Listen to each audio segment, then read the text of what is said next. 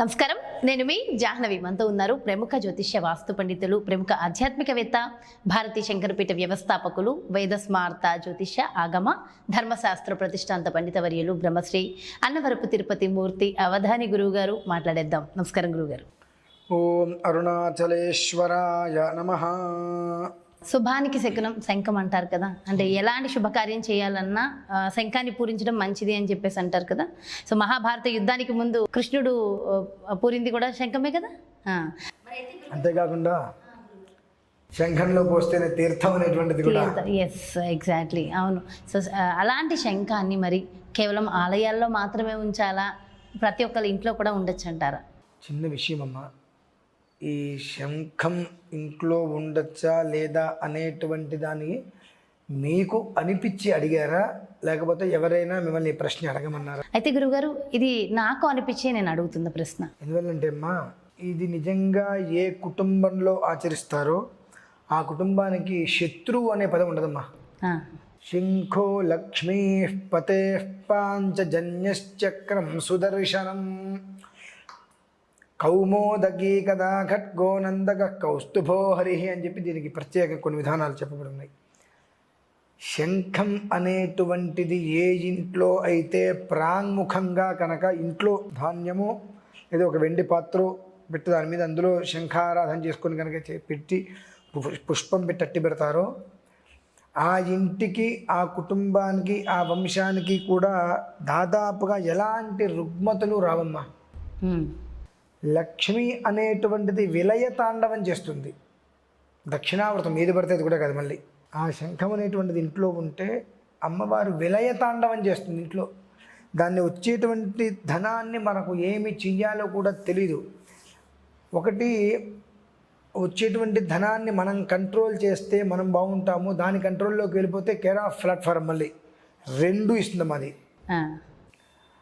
అకుంఠిత వైభవ యోగం, అడుక్కు తినే యోగం రెండు ఇస్తుంది అది. ఎందుకంటే ఆ రకమైనటువంటి లక్ష్మీ కటాక్షం వర్షంలాగా సమృద్ధిగా ఉంటుందమ్మా. అంతేకాకుండా సుదర్శనాయ విద్మహే మహాజ్వాలాయ ధీమహి తన్నశ్చక్ర ప్రచోదయాతు అంటాం.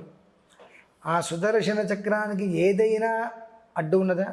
ఆ సుదర్శన చక్రం మనకు కాపలాగా ఉన్నప్పుడు మన జోలికి ఏదైనా రాగలుగుతుందా? దానికి తోడుగా కౌమోదకి గద, కౌమోదకి అయినటువంటి గద ఎంత ఉంటుంది, ఆకాశం ఎంత ఉంటుంది గద. నందక కౌస్తుభో హరి, ఖడ్గం కూడా అలవంటిదే.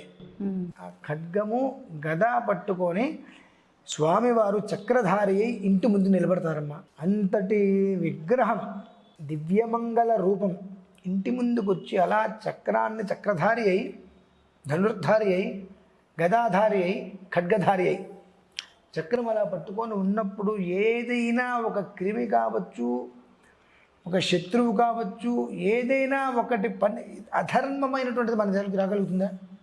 వీళ్ళ జీవితాలు ఎంత అద్భుతంగా ఉంటాయమ్మా.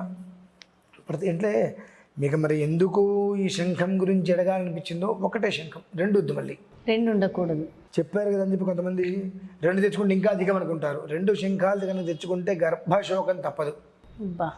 చెప్పవలసిన బాధ్యత నాది. రెండు శంఖాలు తెచ్చుకుంటే గర్భశోకం తప్పదు. రెండు, శంఖం కొనేటప్పుడు కూడా జాగ్రత్త పడాలమ్మా బాగా.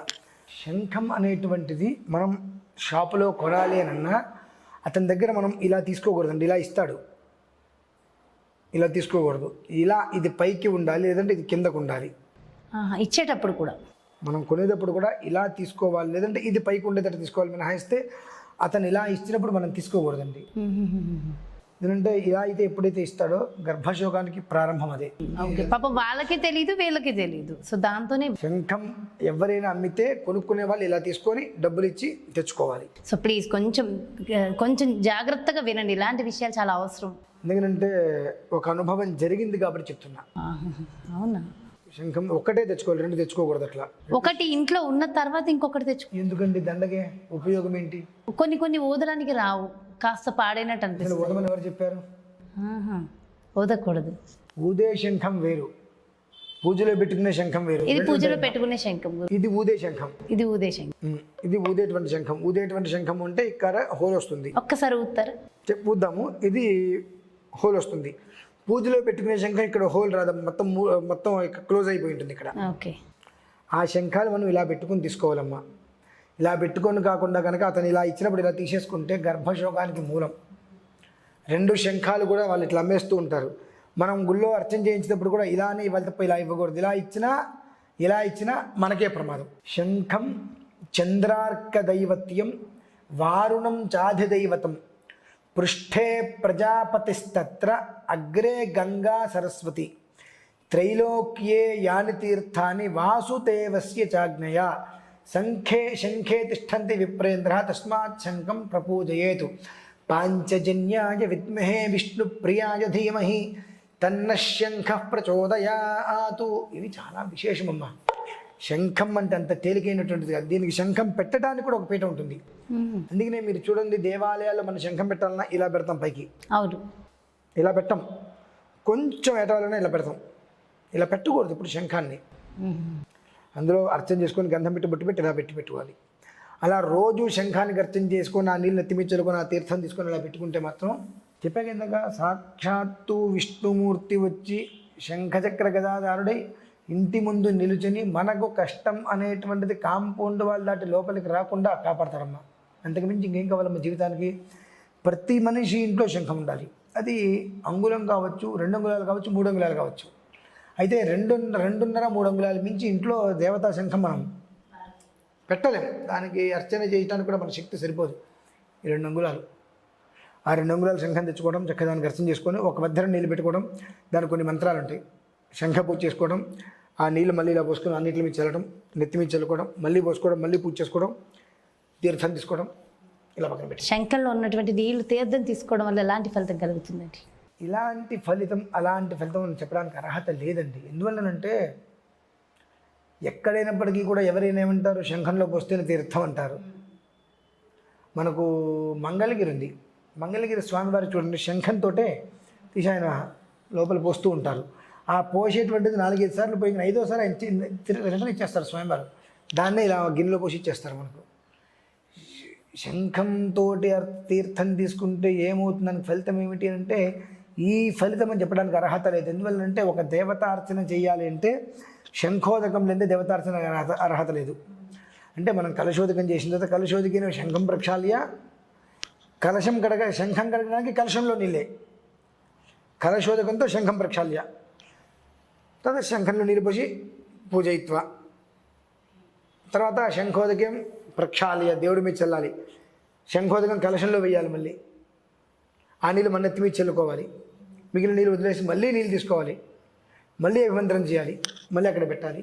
అర్చన అయిన తర్వాత అదే తీర్థం తీసుకోవాలి మనం. మరి దీంట్లో ఈ ఫలితం మనం చెప్పడానికి అర్హత ఉంటుందమ్మా? లేదు. దీని శంఖం అనేటువంటిది మీరు చాలా భగవంతుడు అనుకోకుండా కొంతమంది నోటి నుంచి కొంతమంది విశేషమైనటువంటి ప్రశ్నలు కురిపిస్తూ ఉంటాడంటే బహుశా ఇదే అనుకున్నా. శంఖం గురించి మీరు అడగడం చాలా తృప్తిగా ఉందమ్మా. ప్రతి ఇంట్లోనూ కూడా 1 లేదా 2 అంగుళాల శంఖాన్ని పెట్టుకుని రోజు శంఖ పూజ చేసి ఆ తీర్థం తీసుకుంటున్నట్లయితే దరిద్రం అనేటువంటి మాట ఆ పరిసరాల్లో ఖచ్చితంగా ఉండదమ్మా. అది నిజమా అబద్ధమా అంటే ఎవరైనా సరే అనుభవిస్తేనే తెలుస్తుంది. చెబితే ముందు 100 చెప్తాం, అనుభవంలోకి వస్తే నిజమే అని తెలిసి వాళ్ళు 100 మందికి చెప్పగలుగుతారు. ఎస్, నాకు కూడా చాలా ఆనందంగా ఉంది గురువుగారు. ఎందుకంటే తెలియని చాలా విషయాలు మీలాంటి వాళ్ళ నుంచి తెలుసుకోవడం, తెలుసో తెలియకో నేను తెలిసేలాగా జనాలకు చేయడం, సో మధ్యలో నేను ఒక వారధిగా ఉండడం నాకు చాలా ఆనందంగా ఉంది. ఆశ్చర్యం అనిపించింది. మీరు శంఖం గురించి అడిగితే మిమ్మల్ని ఎవరైనా అడిగారా? లేదు, నాకే అనిపించింది గురుగారు. చాలా చాలా మంచి విషయాలు తెలియజేశారు గురుగారు. మన వ్యూవర్స్ కోసం ఒక్కసారి శంఖాన్ని ఉదేస్తారా? ప్రయత్నం చేస్తా.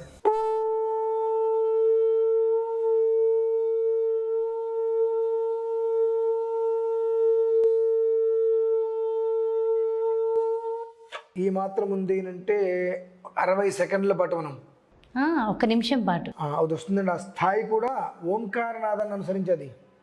ఇది చిన్నదవటం వలన మనం ఊపిరి బాగా బెగబెట్టవలసిన పరిస్థితి ఉంది.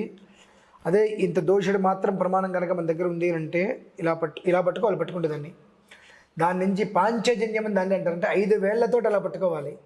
అలా పట్టుకుంటే ఆ స్థాయి వస్తుంది. అలా పట్టుకున్నప్పుడు